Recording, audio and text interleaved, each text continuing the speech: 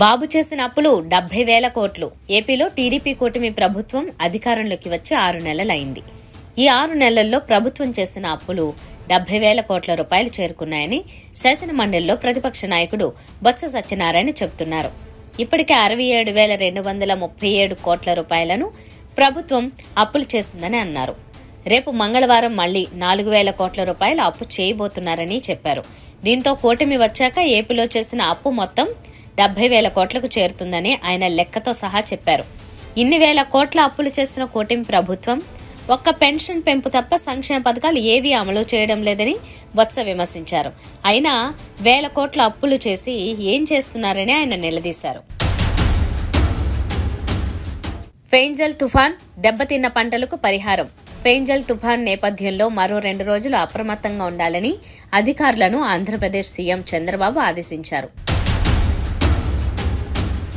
త్వరలో పుతిన్ భారత్ పర్యటన. వచ్చే ఏడాది ఆరంభంలో రష్యా అధ్యక్షుడు వ్లాదిమిర్ పుతిన్ భారత పర్యటనకు వస్తున్నారు.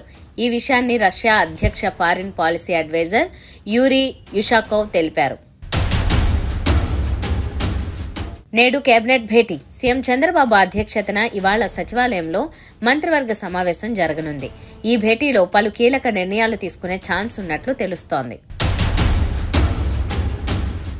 రైతులను రోడ్డున పడేశారు వైఎస్ జగన్. ధాన్యం కొనకుండా రైతులను సీఎం చంద్రబాబు రోడ్డున పడేశారని జగన్ విమర్శించారు.